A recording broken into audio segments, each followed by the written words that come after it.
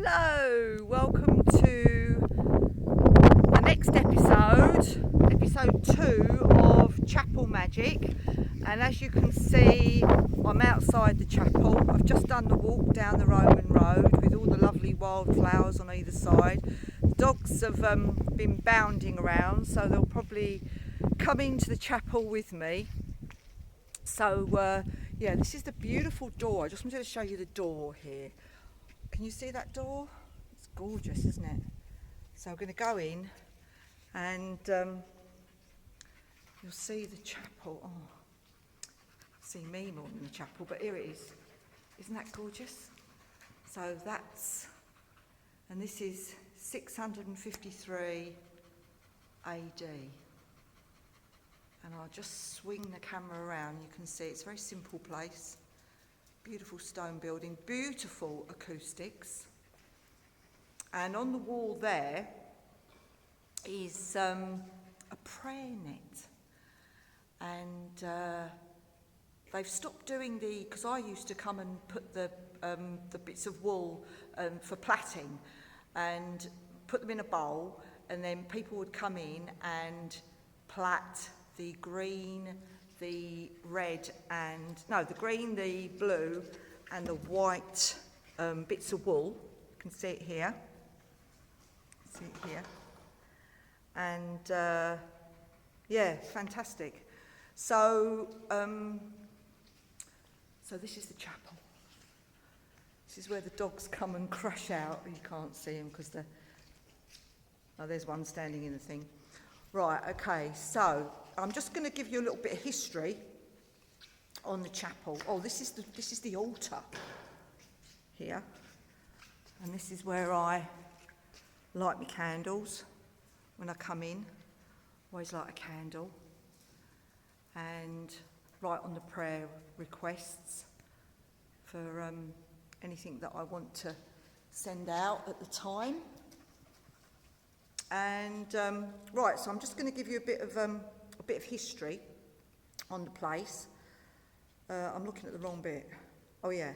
So in 653, St. Ced, all right, sailed. Well, he wasn't a saint then. He was just Ced, all right.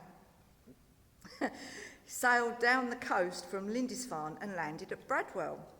Here he found the ruins of an old deserted Roman fort. He probably first built a small wooden church, as it was unusual for Celtic missionaries to build with stone. But as there was so much stone from the fort, he soon realised that would provide a much more permanent building, so he replaced it the next year with the chapel we see today.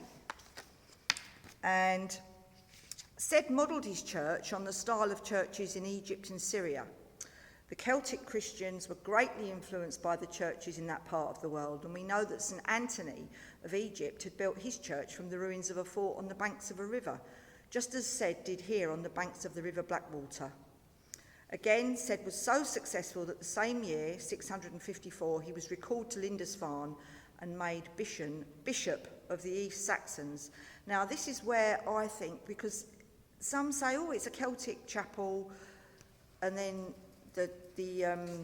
somebody else I was talking to who lives in the village, in fact he's the church warden, was saying that because he does walks and talks around in this area, and he always introduces it as a Saxon chapel.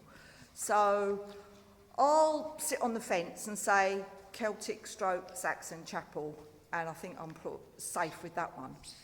But anyway, yeah, so this is where I come almost on a daily basis, sometimes even twice a day, and it's such a sanctuary. It's such a beautiful, tranquil space that you can't help but be inspired just by being here.